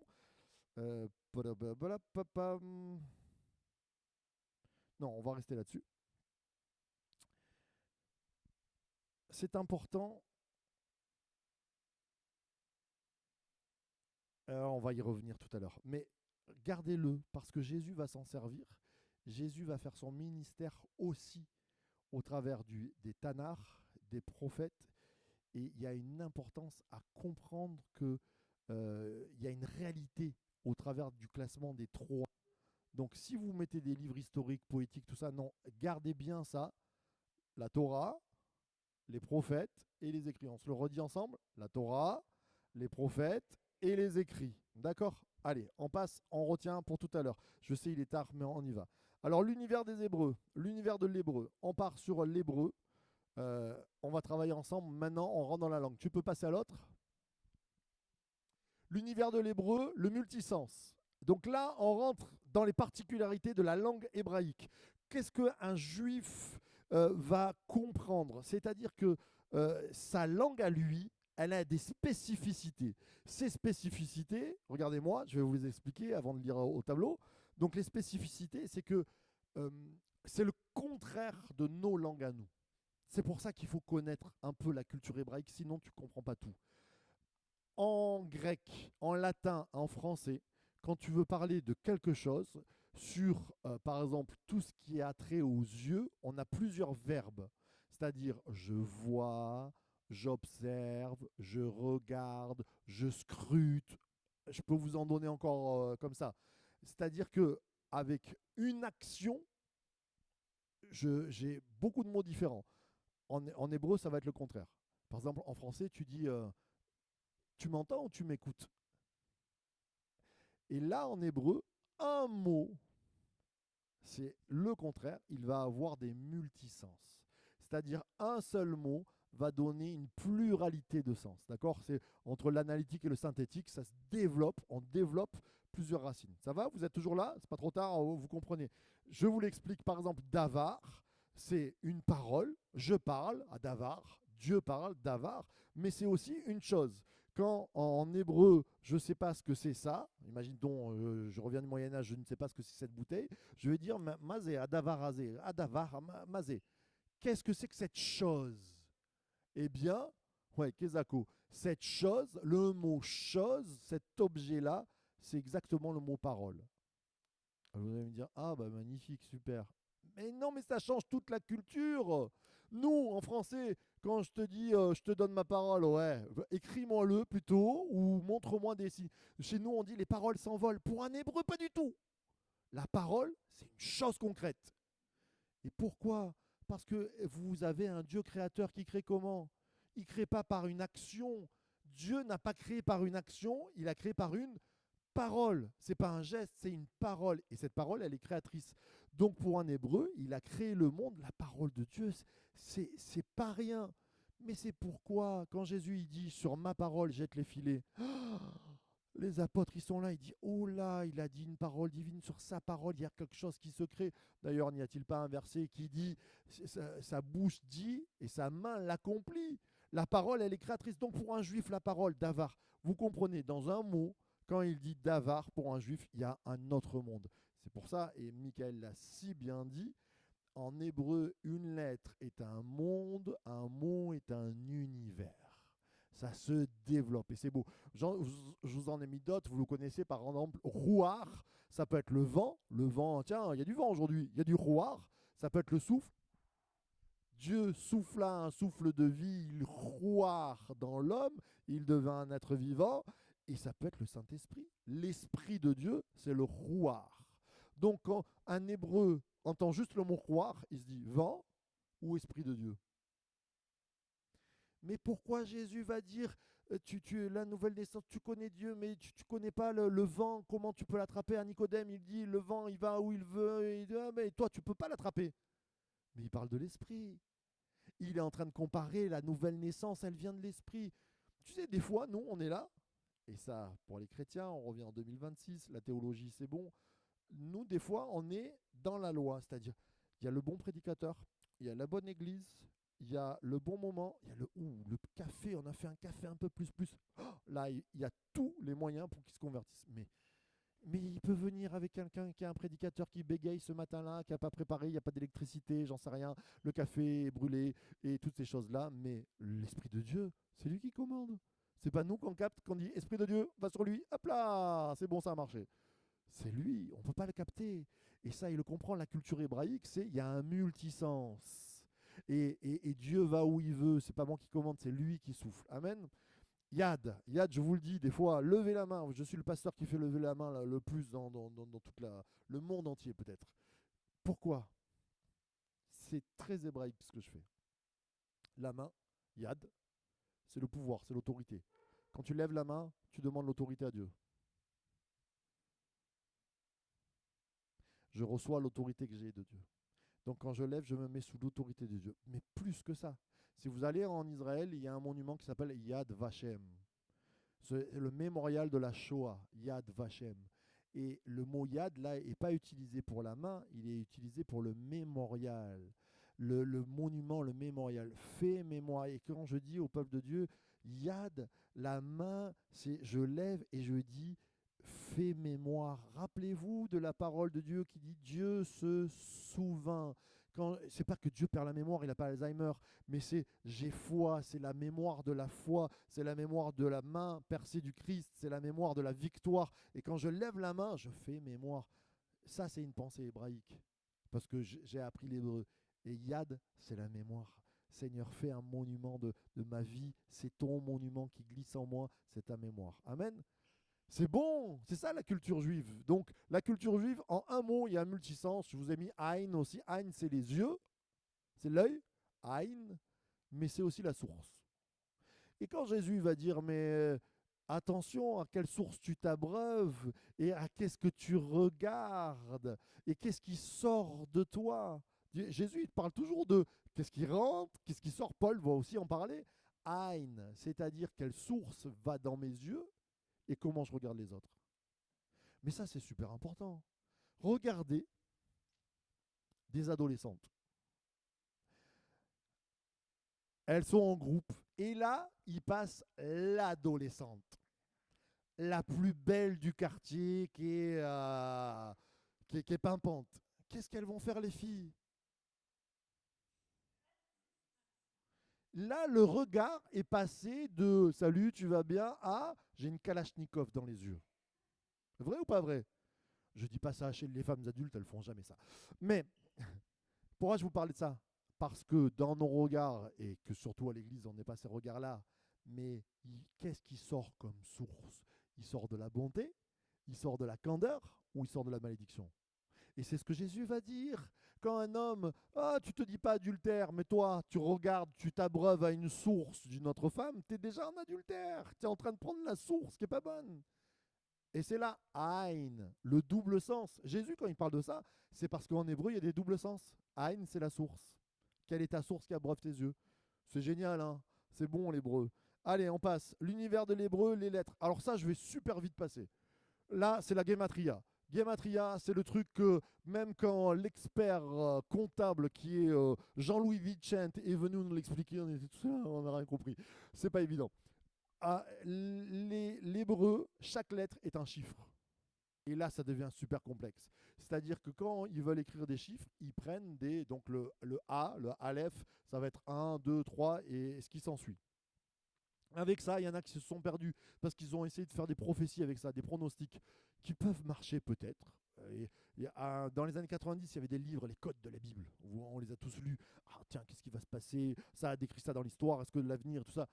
Pour moi, je crois vraiment que Dieu a des codes dans la Bible, mais il ne nous est pas donné de tous les traduire ou de tous les comprendre. Ce sont les mystères de Dieu.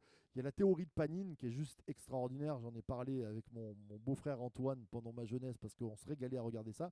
C'est un gars qui a décortiqué l'Ancien Testament et un Russe. Eh oui, un Russe.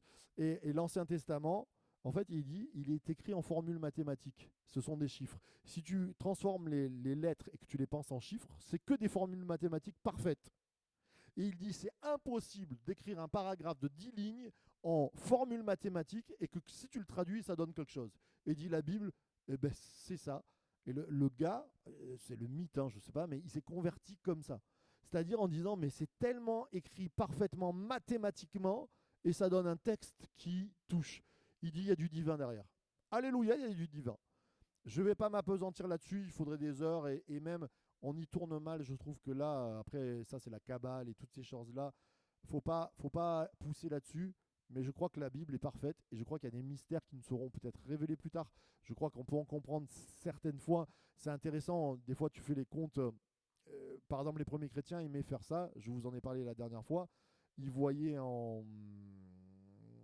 l'empereur qui a brûlé Rome. Néron. Néron, les premiers chrétiens, ils écrivaient son nom en hébreu et quand ils calculaient les chiffres, ça faisait 666. Et pour eux, c'était l'antichrist, Néron. Et donc, voilà. C'est intéressant. Attention à ce qu'on en fait derrière. Ok? Je passe là-dessus. On va de l'avant. L'univers de l'hébreu, les chiffres. Ah ouais. Alors là, je ne suis pas dans la guématria, je suis dans les chiffres. Quand vous lisez la Bible, même en français, vous avez des chiffres. C'est-à-dire, si vous lisez les juges, alors les juges, vous ne pouvez pas ne pas vous arrêter sur les chiffres dans les juges. Il eut 30 fils qui achetèrent 30 villes et qui montaient sur 30 ânes. Mais à un moment donné, les 30, ils ne sont pas au hasard. Et tout ce qui est donné dans... Et c'est une vraie réflexion. Alors je m'arrête par exemple, dès que vous avez 7, c'est le chiffre de la perfection, c'est Dieu. Quand vous avez le 10, c'est la complétude. C'est ce qui est complet, c'est ce qui est réussi. Quand vous avez 40 ou 50, souvent 40, 40 c'est la génération de génération. Par exemple, dans les juges, vous avez 40 ans de paix. Il y a 40 ans sur une génération. Le maximum, vous avez 80 ans. Le deuxième juge, un benjamite, ça veut dire double bénédiction. D'accord? Et vous avez ces chiffres. Vous avez le chiffre 6, chiffre de l'homme, ou chiffre qui n'est pas divin. C'est avant le 7. Et donc, Antichrist aussi, 666, toutes ces choses-là. D'accord? Donc, les Hébreux, quand il y a des chiffres, tu t'arrêtes et tu réfléchis. Surtout sur certains textes. Par exemple, l'évangile de Jean, qui est dans le Nouveau Testament, est écrit par un Hébreu. Les autres évangiles, les chiffres, plus ou moins. Jean, c'est écrit à la manière des Hébreux. Donc, quand tu prends l'évangile de Jean, tu vois un chiffre, qu'est-ce que tu fais? Tu réfléchis, tu dis peut-être que ça veut dire quelque chose. Si tu n'y arrives pas tout seul, tu fais des recherches, tu viens voir ton pasteur Marc et on travaillera. J'ai travaillé sur l'évangile de Jean. Alors, on peut s'y perdre aussi, mais je trouve qu'il y a des choses très intéressantes. Jean 5,5, il nous est dit, là se trouvait un homme malade depuis 38 ans. Tu lis ça dans un autre évangile, tu peux dire, bon, je passe. Tu lis ça dans Jean, tu t'arrêtes de suite. Pourquoi? Parce que dans Jean, combien de miracles? Combien de miracles dans Jean? 7. Quoi? Que 7? Eh oui, dans Jean. Prenez les autres, il y a Marc. Ah non, mais Marc, c'est le plus court, chapitre 16. Mais alors, une foison de miracles, il y en a de partout. Aussitôt, il fait guérir, aussitôt.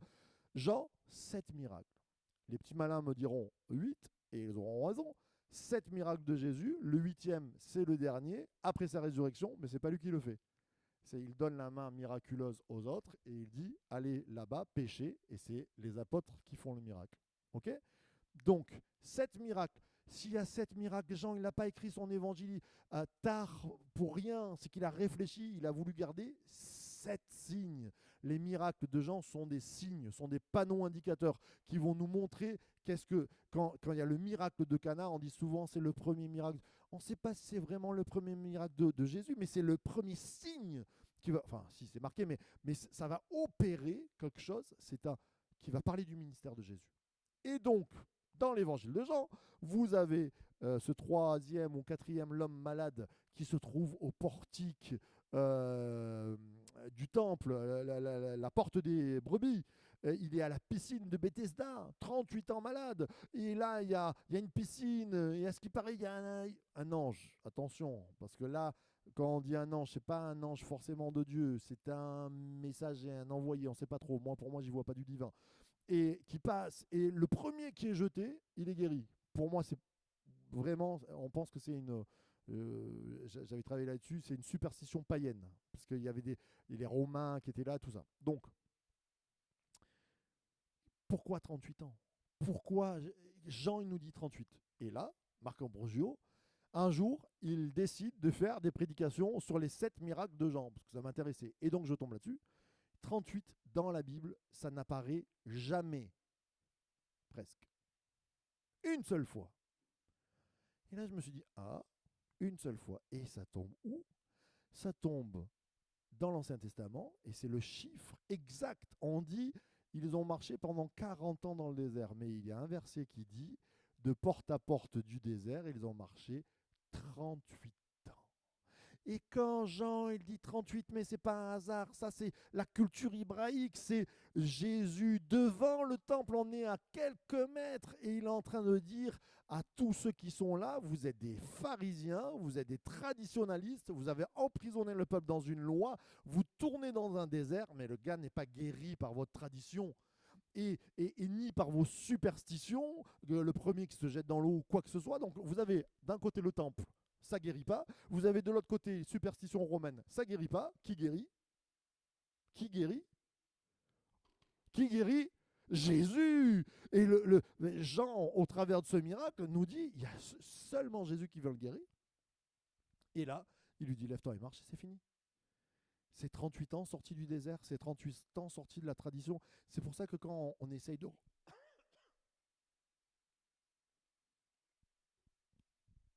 Je parle vite. Quand on essaye de sortir de la grâce de Dieu, quand on essaye de sortir de Jésus, et bien là, ça va plus du tout. Je crois que je suis en train de me casser la voix avec le micro parce que je m'entends pas, mais Colline, je crois en toi. Allez, on va avancer. On a déjà bien avancé. On passe à... Il y a des questions là-dessus? C'est juste génial, hein. Oui. Je suis pas sûr, je vais pas arriver à parler.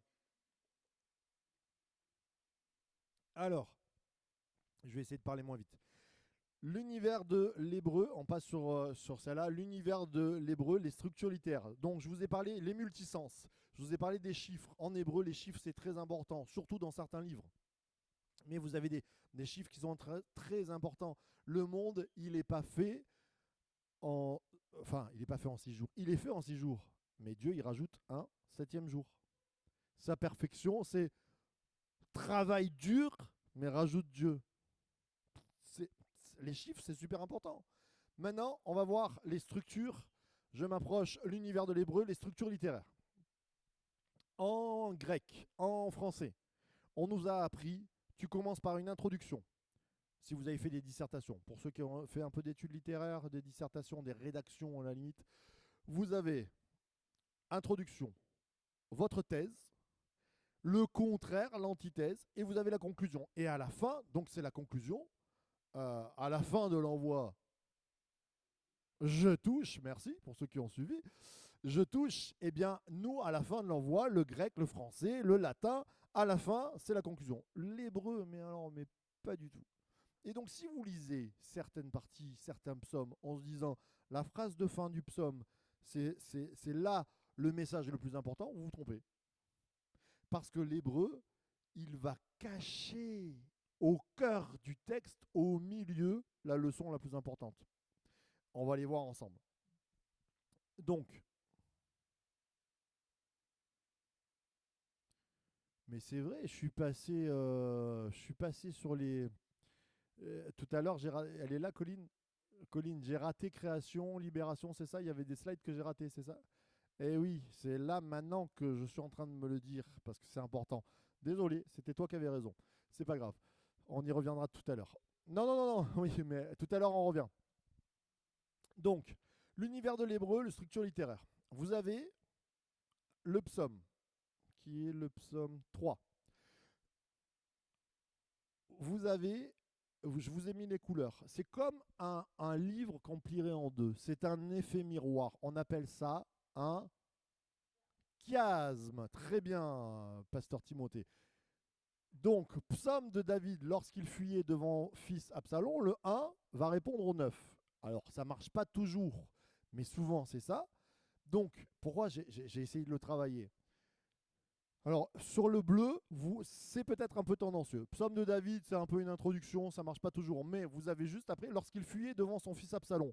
Ça vient répondre à que ta bénédiction soit sur ton peuple. C'est-à-dire que Absalom, c'est celui qui vient diviser le peuple. Il vient faire une guerre pour qu'il y ait un schisme. Eh bien, le texte nous dit, oh, il ne faut pas ça, que la bénédiction soit sur ton peuple.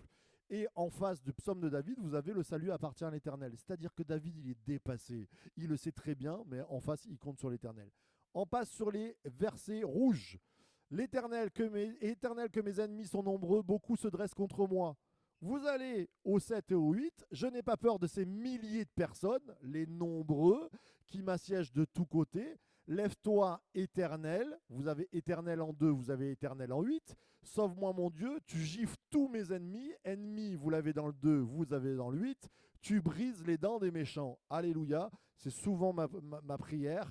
Et il y en a qui prient aussi contre moi. C'est pour ça que j'ai une dent, moi. Mais je passe. C'était pour en faire un peu de... Vous avez les versets verts. C'est ça un chiasme. Vous êtes toujours là? Je vous embrouille pas? Ça va? Les verts vont répondre aux verts. Le 3 au 6. Beaucoup disent à mon sujet, pas de salut pour lui auprès de Dieu. Pause, je l'ai oublié, il y avait ce mot-là.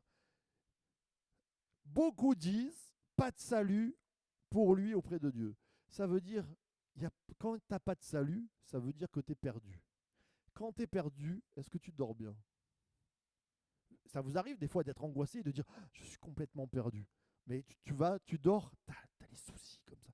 Eh bien, David, il va dire, je réponds à ça, verset 6, je me couche et je m'endors, je me réveille en paix, car l'Éternel est mon soutien. Et tout ça, ces versets, vous voyez, ça se répond l'un à l'autre. Ça nous amène au centre du psaume et le message clé pour le lecteur juif averti que vous êtes sera: mais toi, Éternel, tu es mon bouclier, tu es ma gloire, tu relèves ma tête. À pleine voix, je crie à l'Éternel, il me répond de sa montagne sainte. Tu es mon Magen David, tu es mon bouclier. Vous avez le drapeau juif là, tu es mon bouclier. Je crie à l'Éternel, j'entoure ma vie de prière et tout va bien. Waouh! Vous avez compris? C'est bon? Donc, ce n'est pas la conclusion qui compte sur un texte hébraïque. Ça va être. Donc, maintenant, quand vous allez prendre des psaumes, entraînez-vous quand vous êtes chez vous. Prenez un psaume, un passage que vous aimez, et vous essayez de voir début, fin. Ah, ça se répond. Et vous allez monter et vous allez voir le centre du. D'accord? C'est intéressant à faire. Si vous n'y arrivez pas, vous revenez vers moi, on y travaille. On va revenir à la slide que j'avais perdue, ma chère Coco. Pourquoi je l'avais perdue? Ah oui. Les écrives suivent un schéma. C'était dans la première partie. Ça, c'est hyper, hyper, hyper important. L'hébreu fonctionne comme ça. C'est-à-dire qu'il y a 3 étapes dans la pensée divine pour le juif: la création, la révélation, la libération. Je vous ai parlé de l'épreuve tout à l'heure. C'est que Dieu est un Dieu créateur, Dieu est un Dieu qui se révèle et Dieu est un Dieu qui libère. Alors pour cela, on va aller dans Genèse 1. Allez, on travaille encore, vous êtes un petit peu là, vous avez un petit peu encore de jus, ça va, la soirée est bonne. Prenez votre Genèse 1.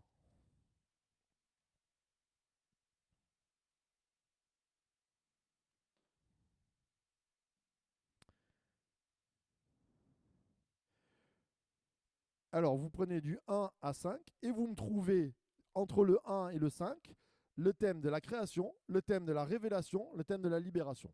Allez, vous avez 2 minutes. Vous avez les mots là: création, révélation, libération.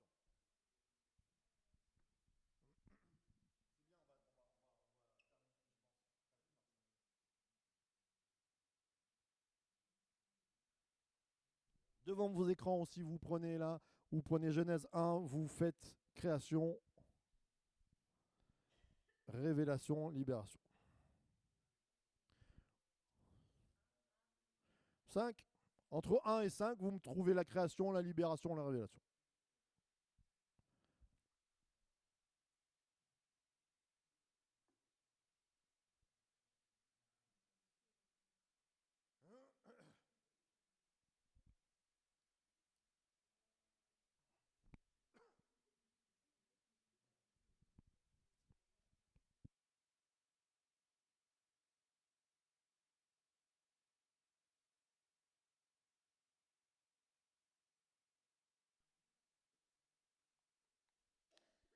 Allez, comme on a un petit peu de... Mais bon, on a regagné du temps. Si je vous parle de création, allez, qu'est-ce que dans ces 5 versets, qu'est-ce qui est créationnel? Vous me sortez quelque chose, un mot au commencement, c'est déjà une création, c'est très bien. Bah, Dieu créa. Dieu créa. Si là, dans ces versets, vous ne voyez pas la création, c'est pas bon. La révélation. Dieu dit. Dieu dit, c'est une révélation. Il se révèle. Donc, dans le peuple d'Israël, relevez la tête. Dans le peuple d'Israël, il y a toujours une création. Il y a toujours quelque chose qui est créationnel. Même quand c'est mort, il recrée. Comment il recrée à Abraham? Il lui dit, il se révèle. La libération, là. Ça, c'est plus dur, la libération dans ce texte. Hmm. Il y a la nuit.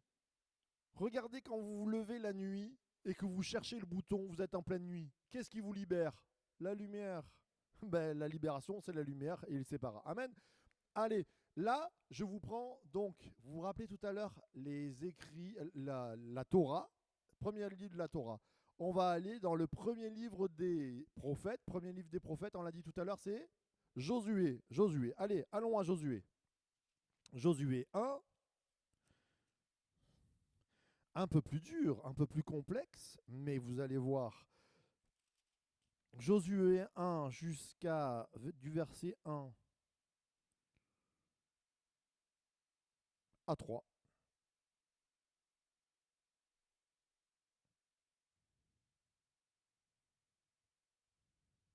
C'est parti.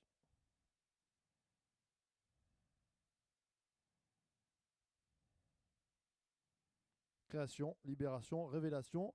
Josué 1 à 3.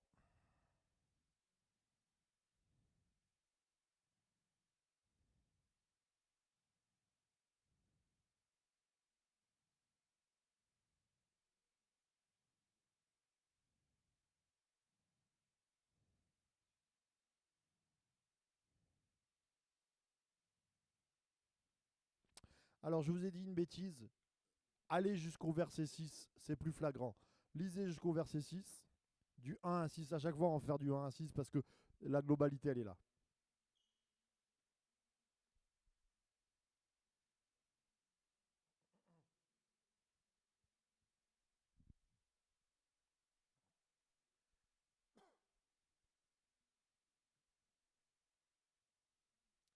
Donc, pour tous ceux qui nous regardent, vous prenez Josué 1, du verset 1 à 6, et création, révélation, libération, on cherche les thématiques.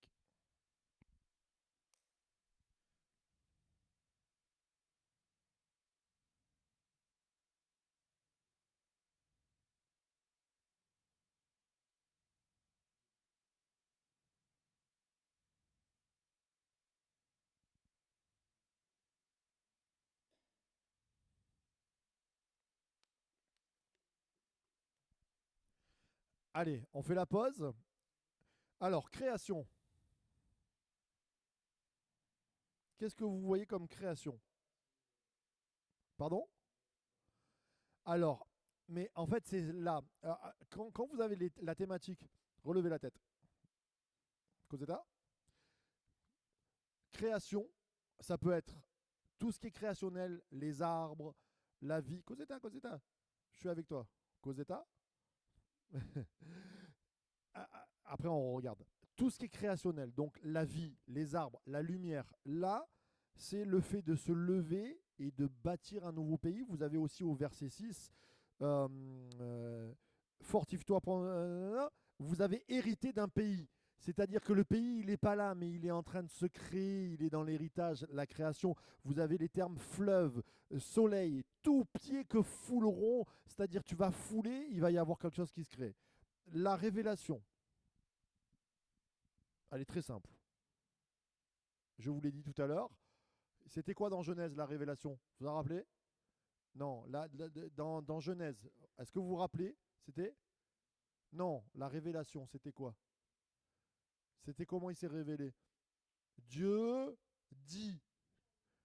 Et là, la révélation? Non? Oui, oui, on peut dire ça, mais après la mort de Moïse, serviteur de l'Éternel, verset 1, l'Éternel dit à Josué, il se révèle, il y a la révélation. Ok, je sens que vous êtes fatigué. Et la libération, c'est tout simplement tout pied que foulera. Il y a une libération, vous sortez du désert, vous allez créer. Allez, on prend dernier, psaume 1. Vous me prenez le psaume 1 dans son entièreté. Je ne vous ai pas pris le psaume 119. Allez, on termine. Psaume 1. Et vous me trouvez création, libération, révélation. Vous connaissez par cœur ce psaume, ça va aller vite.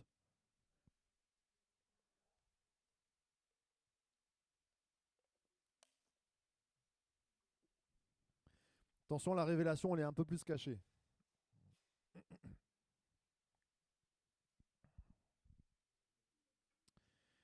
psaume 1, pour ceux qui nous suivent, on prend le psaume 1, on cherche la thématique de la création, de la révélation, de la libération au fond du psaume 1.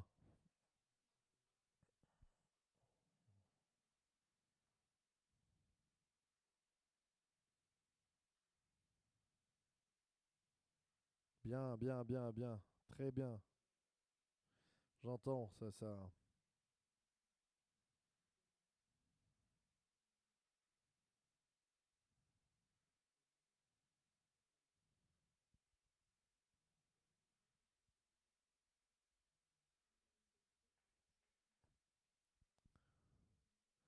Alors Joël, tu travailles? Elle est où ta Bible? Ah, je vois. Allez, c'est bon? Alors la création dans le psaume 1, il est plus difficile. L'arbre, et qu'est-ce qu'il fait cet arbre? Il donne du fruit. C'est que cet arbre, il est créateur même. Il porte du fruit. Pardon? Le verset 3, exactement. La révélation, plus dur. Non. La Torah, bien Suzanne. Celui qui médite et qui trouve son plaisir dans la loi de l'Éternel. Elle est là, la révélation, elle est en plein milieu, elle est dans la Torah. Très bien. Et la libération, verset. Alors, il y en a plusieurs. Heureux, il est en marche. OK. Rappelez-vous. Allez, levez tous la tête là. Qu'est-ce que je vous ai dit? La pensée principale, elle se trouve où en hébreu? Souvent au milieu. C'est quoi le milieu? Non. Non, il y a une toute petite phrase. Tout ce qu'il fait lui réussit. Je vous rappelle, on attaque les écrits. Avant, on avait la Torah qui nous montre le chemin. Vous vous rappelez, il y a trois parties. La Torah, les prophètes et les écrits. La Torah nous montre les chemins. Le prophète nous rappelle que Dieu va agir. Les écrits, qu'est-ce qu'il faut? Ils nous font dans l'application de la vie. C'est écrit, c'est dans le dur, c'est gravé. Le premier psaume, la pensée centrale, c'est tu suis le chemin de la Torah, tu as écouté les prophètes, ça t'a réveillé. Tout ce que tu fais, tu réussis. C'est ça le cœur du message et c'est ça la libération. C'est-à-dire, avant, j'étais méchant, j'étais assis, je réussissais pas, je réussis. Allez, on termine. Donc, tout ça, pourquoi je vous dis ça? Jésus, quand il arrive, il parle aux Hébreux. Quand il va parler, vous reprenez Matthieu, il va parler de création. Qu'est-ce qu'il va dire? Il va dire, je suis. Je suis, c'est-à-dire j'étais à la création, je me révèle, je suis celui qui révèle, je suis la libération, je suis le chemin, la vérité, la vie. Tout tourne autour de ça. Et il reprend quoi? Les trois, la Torah, je suis le chemin, je suis la Torah. Qu'est-ce que Josué fait? Le prophète, Matthieu 24, il nous prédit tout ce qui a à arriver, il prêche la parole. Psaume 1, allez, celui qui me trouve comment le psaume 1 revient par Jésus, il a un point de plus même si je ne donne pas de note. Hop là, t'as déjà trouvé pourquoi je parle ça avec Matthieu et Jésus.